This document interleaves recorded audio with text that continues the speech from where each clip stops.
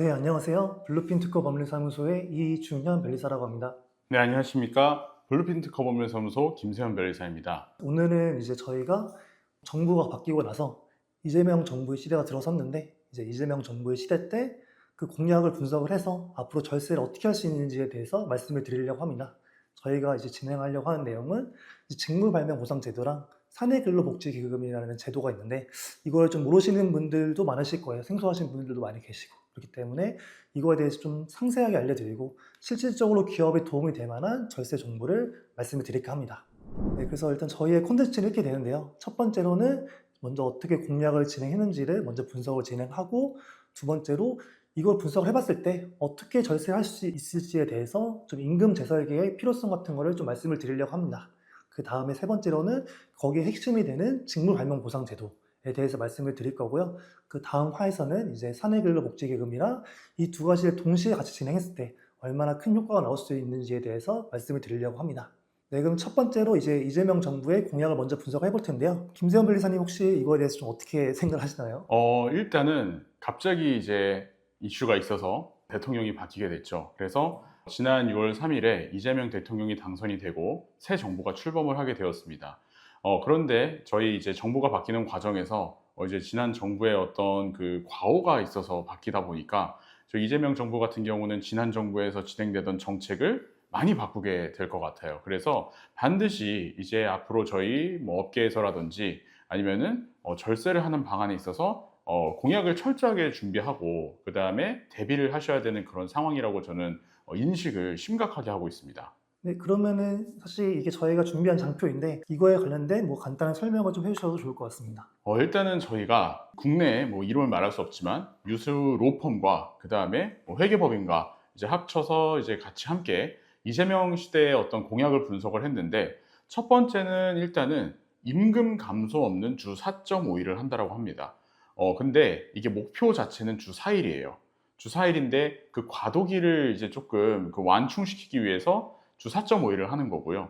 그 다음에 저희가 나중에 또 말씀을 드리겠지만 소상공인 금융과 경영 부담 완화하기 위해서 정책 자금을 많이 풀 것 같습니다. 그래서 사실 저희 사무소가 이제 그 정책 자금도 전문적으로 하다 보니까 요거에 대한 추가 공약을 굉장히 지금 그 유심히 분석을 하고 있는 상황이고요. 그 다음에 뭐 주말간 뉴스가 있었죠. 상법이 무조건 개정이 될 것 같습니다. 그래서 민주당에서도 상법 개정을 제 1순위로 지금 꼽고 있는 만큼 상법이 개정이 될 거고요. 그 다음에 지난 정부에서 R&D 지원금을 줄였기 때문에 상당히 욕을 많이 먹었어요. 그렇기 때문에 무조건 R&D 지원금은 강화가 될 것 같습니다. 그러면은 우리 대표님들이나 법인에서 어떠한 니즈가 있을까라고 봤을 때 임금 감소가 없는 주 4.5일, 혹시 저희 회사에서는 어떻게 생각을 하십니까, 이거? 일단 저희가 여기 하는 모든 발언은 이제 정치적인 발언과는 전혀 무관한 발언이라는 걸 미리 말씀을 네. 드리고요.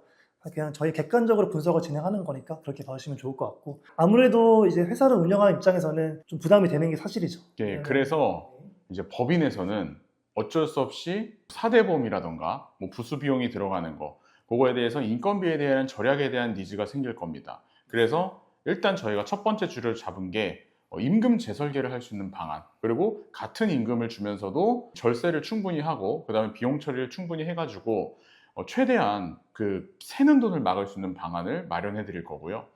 두 번째 같은 경우는 소상공인 금융과 경영 부담을 완화한다라고 하니까 당연히 정책 자금을 받고 싶으신 법인들이 많을 겁니다. 그래서 법인 대표님들께 절세라던가, 그리고 우리 정책 자금 같은 경우는 사실 정보가 생명이다 보니까 어떤 정책 자금이 새롭게 생겨나고 어떤 정책 자금이 새롭게 확대되는지 정보에 대해서 조금 말씀을 드리려고 하고요. 그 다음에 상법이 개정된 이상 법인에서는 당연히 배당을 하고 싶은 욕구가 많아질 겁니다. 왜냐하면 개정되는 내용이 비단 회사의 이익뿐만 아니라 법인의 대표자는 주주의 이익을 위해서도 활동을 해야 된다고 하고 있기 때문에 이게 사실 상장사를 위한 상법 개정이라고 하더라도 가족법인이라던가 아니면은 제 소규모 법인에도 적용이 될 수밖에 없기 때문에 배당을 더 많이 하고, 그에 따라서 배당소득세가 증가를 하니까 그거에 따른 절세 방안을 또 마련을 해드려야 될 겁니다. 그리고 R&D 지원금이 강화되기 때문에 이것은 아까 2번 목차랑 마찬가지로 정책 자금이 많이 풀릴 거고요. 그래서 이것도 정보의 싸움이 될 거다, 이렇게 예상을 하고 있습니다. 네, 저 4번의 R&D 지원 강화 같은 경우에는 저희가 나중에 또 이런 정부 지원 사업금 관련해서도 저희가 아마 강의를 촬영할 거예요. 나중에 그거를 한번 봐주시면 좋을 것 같고요. 그러면은 임금 재설계가 왜 필요한지에 대해서 말씀을 드릴까 합니다. 제가 정말 수많은 법인 대표님들을 만납니다. 정말 수많은 법인 대표님들 만나고 하루에도 미팅을 뭐 5개씩 할 정도로 뭐 밤 10시에도 미팅을 할 정도로 법인 대표님들을 많이 만나는데, 법인 대표님들께서 요새 신문을 보시면은, 뉴스를 보시면은 항상 물어보는 게 이거예요. 진짜 김세현 변호사 주 4.5일 될까? 주 4일 될까? 이게 초유의 관심사입니다.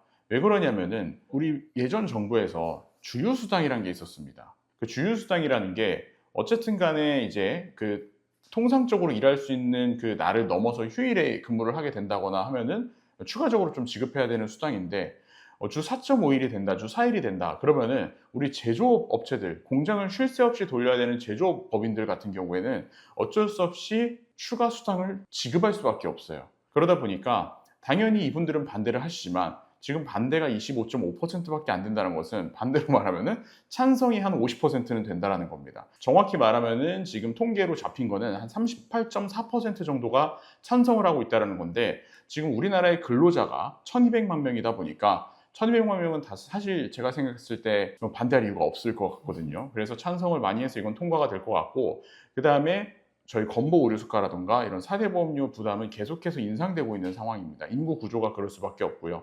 그 와중에 우리 미국에서 우리 트럼프 대통령이 관세를 계속 때리고 있죠.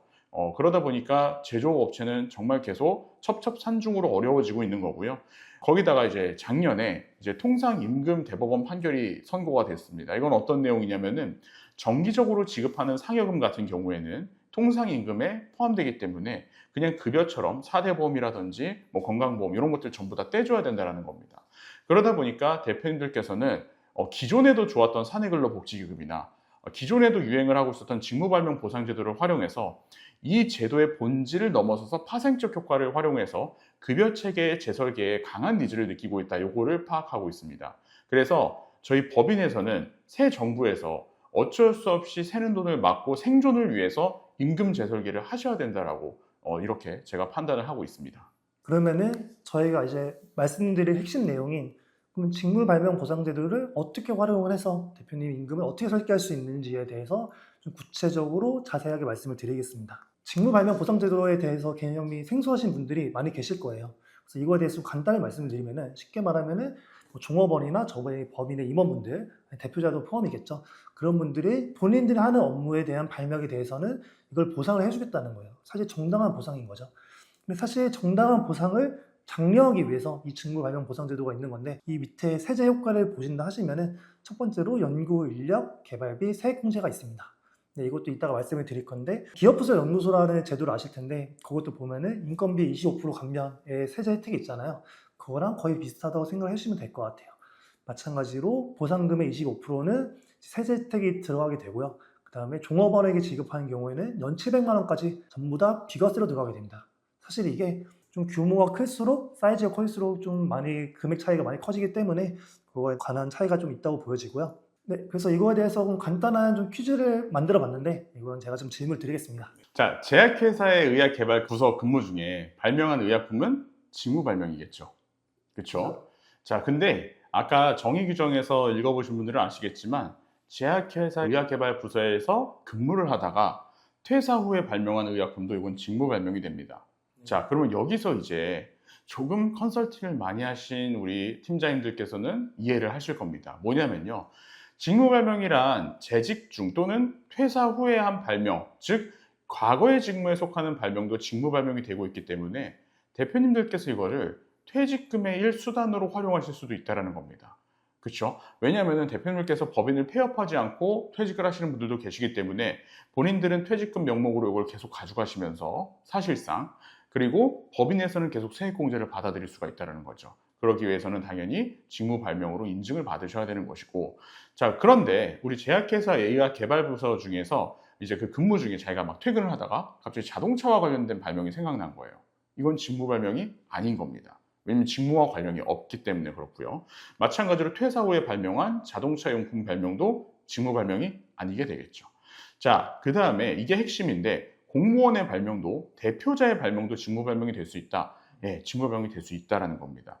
만약에 이걸 인정해주지 않는다라고 하면은 사실 직무발명보상제도의 취지는 더 거시적인 관점에서 우리나라는 연구로 좀 밥 먹고 사는 나라이다 보니까 연구를 장려하고 이거에 대한 정당한 보상을 장려하는 거, 이준현 변호사가 방금 말씀드렸을 겁니다. 그래서 삼성전자의 사장님이 발명을 해도 이거는 직무발명이 될 수가 있는 겁니다. 당연히 법인 대표님들 직무발명 보상제도 효과 누릴 수가 있는 건데요. 자, 7번에서 보시면은 제가 세모라고 해놨습니다. 왜냐하면은 어떤 이슈가 있었기 때문에 대표자분께는 이제 더 이상 비과세 혜택은 돌아가지 않아요. 다만 여전히 연구세액공제로서 세액공제 혜택은 돌아가다 보니까 제가 세모라고 해놨고요. 그 다음에 직무발명 보상제도의 이점은 계속 확대되는 추세입니다. 그래서 2016년부터 비과세 혜택이 계속 쭉 늘어나서 지금은 1년에 700만 원인데 제가 알기로는 이거를 좀 더 상향시키는 논의가 지금 있는 걸로 알고 있습니다. 네, 제가 봤을 때 이 장표에서 보시면은 굉장히 많은 정보가 있어서 좀 헷갈릴 수도 있으실 것 같아요. 그래서 간단하게 좀 정리를 하면은 직무발명 제도는 웬만한 누구나 어떤 기업이든 간에 활용할 수 있는 제도고, 그리고 그 이점도 대표자한테도 일부 갈 수 있다. 근데 그 혜택이 작지 않다라고 생각을 해주시면 될 것 같고, 좀 더 구체적인 얘기는 좀 더 뒤에서 말씀을 드리겠습니다. 그러면은 저희가 한번 그냥 보시죠. 네, 실제로 이거를 어떻게 돌아가는지를 아시는 게 가장 좋으실 것 같아요. 자, 이게 임원 대표자 급여 재설계 파트인데요. 만약에 회사에서 대표님께 2억 원의 상여금을 지급을 했습니다. 자, 그러면은 실수령액은 1억 4천이 돼요. 왜 그렇죠? 아무래도 세금이 좀 6천만 원 정도 나가게 되니까. 그렇죠. 자, 그런데 여기서 퇴직금을 또 공제를 해줘야 됩니다. 상여금은 퇴직금도 나오게 된다. 그래서 법인에서 내야 되는 돈은 사실상 한 약 7,666만 원 정도, 지금 조금 더 올라가가지고 비율이 약 8천만 원 정도를 부담을 하셔야 됩니다. 자, 그런데 만약에 회사에서 대표이사에게, 대표이사님이 어차피 오너분께서 우리 회사를 위해서 아이디어를 많이 내시고 있다 보니까 그거에 대해서 직무발명 보상금으로 2억 원을 지급했다. 같은 돈을 지급을 한 겁니다. 나가는 주머니만 바꾼 거예요. 왼쪽 주머니에서 나가냐, 오른쪽 주머니에서 나가냐, 나가는 주머니만 바꿨는데, 자, 어떻게 되는지 볼게요. 실수령액은 똑같이 1억 4천입니다. 왜냐하면 아까 말씀드렸던 것처럼 대표자한테는 비과세 혜택이 적용되지 않기 때문에 소득세는 내셔야 돼요. 그러나 자, 2억 원에서 25%는 연구세액공제 금액으로 공제가 되는 부분이다 보니까 25%인 5천만 원이 법인세에서 공제가 됩니다. 그래서 합계는 약 1,000만 원만 세금을 내면 되죠.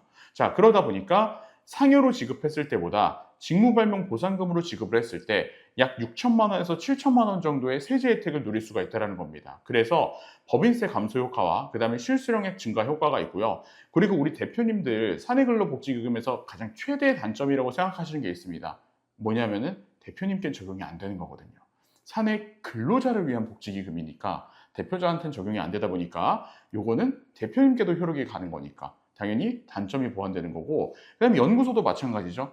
우리 대표님께는 적용이 안 되잖아요. 연구소의 공제가. 그 단점이 보완이 되는 거죠. 좀 세금적으로도 사실은 좀 요새 이슈도 많이 있었어가지고 연구소는 좀 더 리스크가 크다는 단점도 있는데 그런 걸 보완할 수 있다라고 설명을 드릴 수 있을 것 같고, 그래서 결론을 짧게 말씀을 드리면은 왼쪽 장표를 보시면 합계 원래 7,600만 원 정도의 세금이나 별도 비용이 들어가게 되는데 그게 1,000만 원 줄어들게 되는, 여기서 봤을 때 2억 기준으로 봤을 때 6,700만 원 정도가 오히려 세이브 되게 되는 굉장히 드라마틱한 효과를 보실 수 있다라고 말씀을 드릴 수 있을 것 같습니다. 그래서 사실은 이걸 언제 사용하냐면은 우리 업계가 연말에 성수기잖아요.